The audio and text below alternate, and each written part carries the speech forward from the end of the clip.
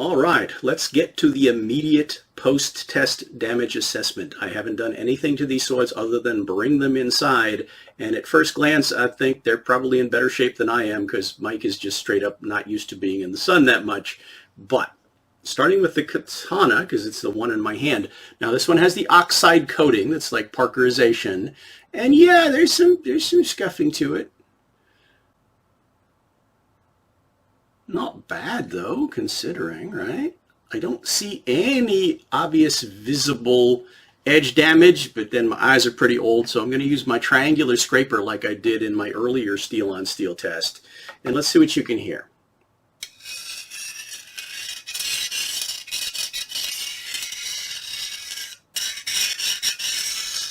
A couple of spots where it catches just a little.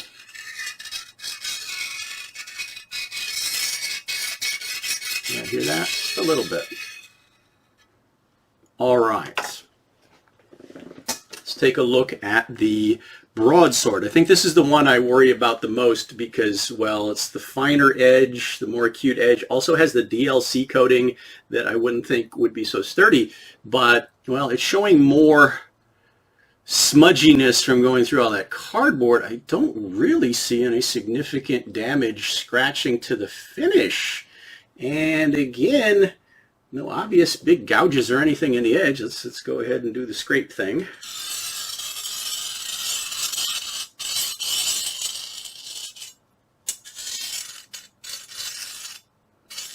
And some of this was the edge was already a bit rough.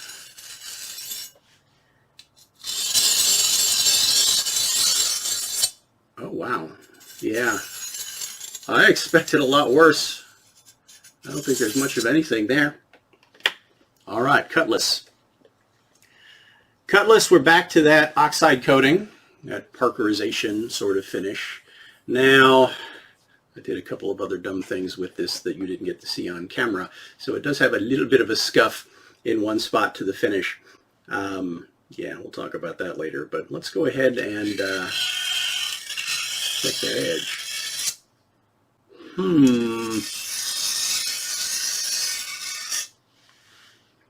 All right, let me clean them up just a little bit and see what they're like after a little bit of love and care. All right, I scrubbed the gunk off, I wiped them down, and then went over the edge with a little bit of very fine sandpaper around a stropping tool that I tend to use just to kind of clean up edges. Didn't seem to take a lot. Starting with the Broadsword, again, I was really worried with not only the fine edge on this, but also the finish. And after giving it a bit of a cleaning, I'm not seeing any significant damage to the finish. Let's get that triangular scraper out. Yeah, there's a couple of spots where I think I whacked it a little bit hard into the target sword, but not so bad. Quick paper cut. Yeah, still got a good edge. All right, next contestant. How about the Cutlass? This is the beefy beast. All right, confession. Late one night, I talked about I got a brand new computer system, and yeah, my wireless cheap keyboard that came with it completely failed, locked up my system, and I had to get, thankfully I had a couple of much older pieces of technology in the closet I could plug in, but I decided I was in the mood to dispose of it office space style, so I put this one to the test, and I didn't realize how much metal there was in a keyboard like that, and it did give it a little tiny bit of a scratch you might be able to see right there, but that's it. But again, I'll scrub down a few scuffs in the surface, nothing significant at all to the blade. Yeah, it's not the keenest of the three when it comes to blade, so there is that issue, but it cuts pretty well. Paper may not be the most, practical test for a sword versus a knife. I could make it better if I want to. The Katana, sadly, it's got a couple of minor... Let's see if you can hear it. Just barely anything. Just a little bit of glinting. not bad at all. Certainly doesn't interfere with, you know, function. It cuts really well, still very sharp. All right. And of course you can see a couple of scuffs in the surface. Not bad though, considering. Let me give you my other impressions after I've been playing with these for a while. Wait, hang on. I want to do one more cold side-by-side test. Now, I'm calling this a cold test because I haven't actually really tried it yet, but I am personally concerned about it. Now, when I did the initial reviews of these swords, I mentioned they all have the same issue with their full-tank construction, is that they do leave sharp edges on the metal, and that can be in places where your hand will collide. Now on these, I'm specifically thinking about these vestigial quillins, guard hooks, whatever you want to call them. And I did a little bit of rounding of those edges, but using my old friend and my pal Stab him here, I'm going to stab him. I'm going to give him a good power stab with my hand close up to these quillins, and let's see if I regret it. Huh. Surprisingly, not at all. That was the one I was most worried about. Let's try the Cutlass. Now these are, well, rounded, more hooky looking hooks, but again, with my hand pretty close to them, pretty much touching them. Let's see what happens. Okay. I felt that one a little bit. Not bad. Okay, here's another experiment while we're at it. You've got, well, G10 is grippy, but you could consider these smooth profile handle scales. How grippy are they? If I choke down, and basically what I'll do is, let's line it up with the camera, I'll put my index finger right below that top hex nut.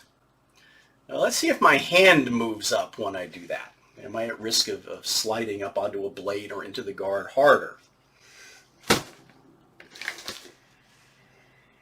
And the answer is not really.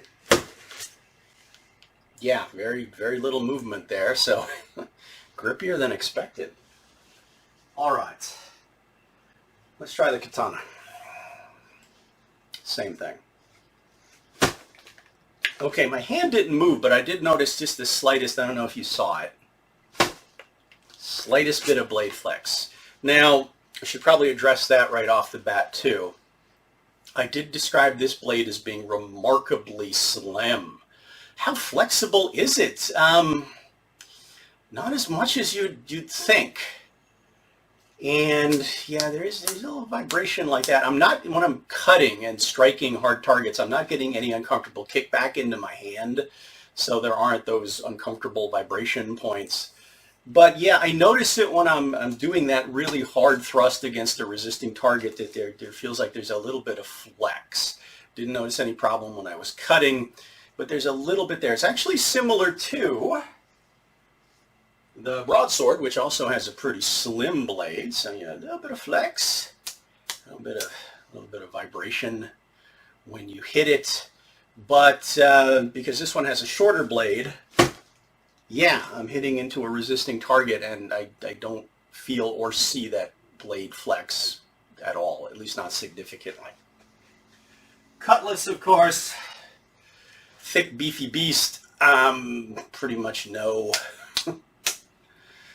flex or vibration wobble to speak of, and yeah, I'm certainly not going to get any flex on the blade.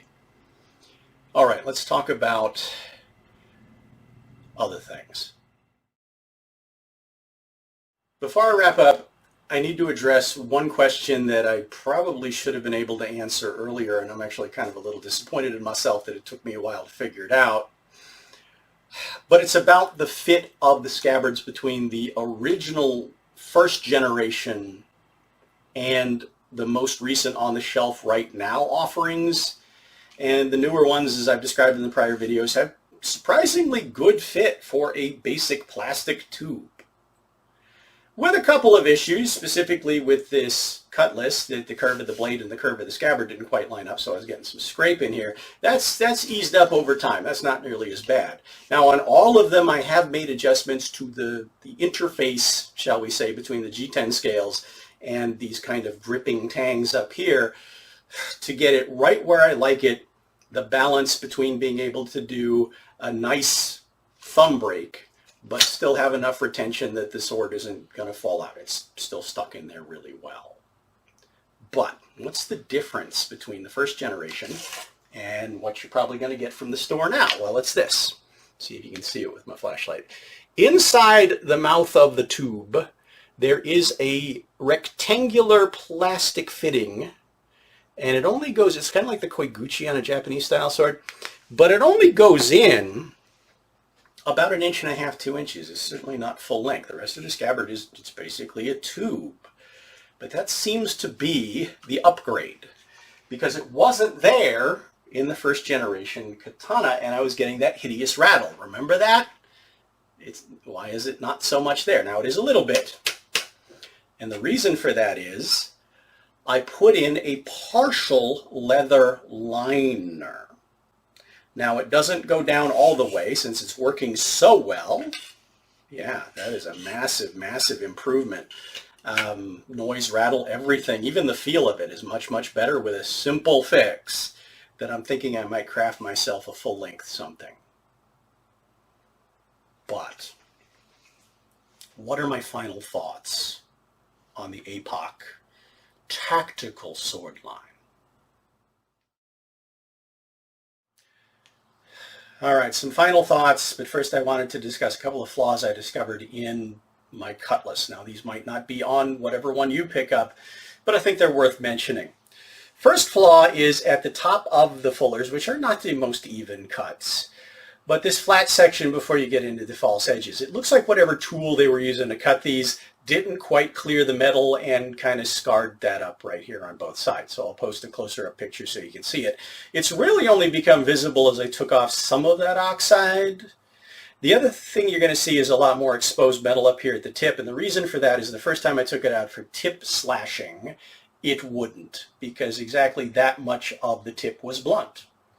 So I had to very carefully reprofile that edge to give me a nice, sharp, hatchetish cutting edge, which as you saw performed pretty well. It's not the same kind of razor cutter as the other ones. What else did I have to do to it? I talked about having to adjust the scabbards on all of them, round, some of the metal edges. Otherwise, not much to do on this one. The broadsword needed some more work. Yeah, I rounded some sharp edges here and down here, but the biggest job was reshaping the G10 scales to give me a rounder, more comfortable, less lumber-like grip, and now this thing feels great. And after these tests, I am really impressed with how well the finish and the edge held up to that abuse. That's great. The Katana. It's not very traditional. There are certain aspects of it that are not going to make it feel and handle like a traditional Japanese style sword, but it's going to be pretty close for a training analog. Kind of like my Boken is in many ways. I certainly have trained a lot with that and didn't mind having something that had a grip like this, and it is very much like that in certain ways. But there's a couple of other things to consider. If you're just considering getting into maybe Japanese style swordsmanship or backyard cutting with a sword like this, this is not a very expensive sword that you don't have to take very good care of, and you can use it hard, abuse it. So it could be very good for something like that. So I would add it to my list of swords. If you're looking for something cheaper that you can beat up in backyard cutting, oh yeah, this can take it and do a good job. Now when it comes to this scabbard, a couple of things I've already mentioned. Not traditional, but if you're just starting out or want to experiment with some different techniques, I've discovered these feed lips actually make this kind of no-toe move pretty safe. Give my fingers some extra protection. The other thing that gives me protection, and I did a previous video on this, accidents I've seen when people try to do fast drawing with live blades, which again it's recommended, and I do recommend you start with a blunt. Go from the Boken to the blunt training Iaito and get good at that before you start, messing with a sharp, because what can happen is if you rush the transition from the draw into the cut, I've seen several people rip their swords through the top of their wooden saya, which tends to be aiming then right into your hand, resulting in a catastrophic injury in the blink of an eye.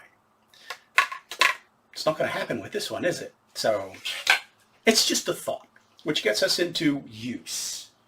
For the money, I think the value for the money is awesome. If you can get past the aesthetic issues, they're definitely worth for me adding to my training routine, because obviously I got to take them out and do stuff with them that I wouldn't want to do with some of my nicer swords, you know, even stuff that might cause cosmetic damage. Yeah, it makes me reluctant to do that kind of thing. With those swords, these guys can take, well, probably a whole lot more abuse than you saw me put them to today.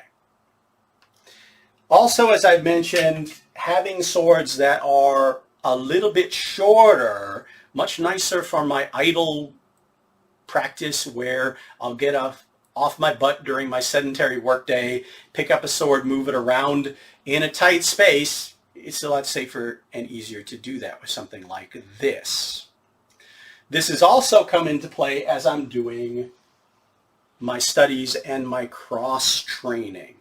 As I mentioned in the previous videos, as I'm reading one of the manuals, one of the classics, or watching the video, I want to get up and see how these things actually move and feel and work.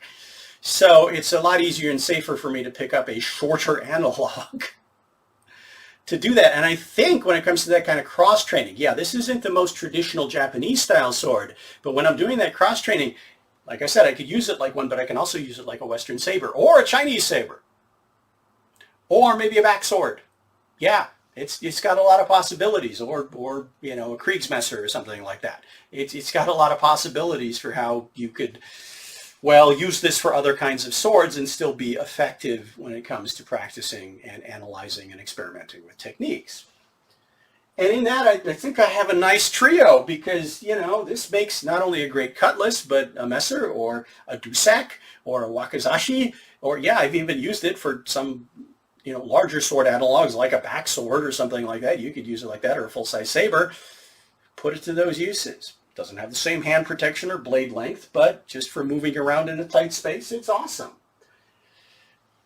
Broadsword. This one's a great analog for any straight double-edged cut and thrust sword. Anything from a Chinese gen to a Viking era sword to an arming sword to, yes, a side sword or even a broadsword. And you're lacking the hand protection, but if it's just about moving around the blade as you're training and studying, you're not worried about, not having an opponent not hitting you in the hand. So it's fine for that. So they are getting a lot of use, more than I thought they would. And for the money, yeah, I think they're absolutely worth it. Well, again, I only paid for 2 of them. Thank you so much, Andre, for your gift. It is getting a lot of good use. But let's cut this off. We got other things to get to. Let's get our conversation going in the comments. If you have any questions about these, you have other swords like these, let me know what you think. Otherwise, as always, thank you for watching, following me on this journey, joining me on this journey, subscribing. Guys, I passed the magic threshold of 1,000 subscribers. Thank you all for that. And I hope to see you back for, well, what's coming next.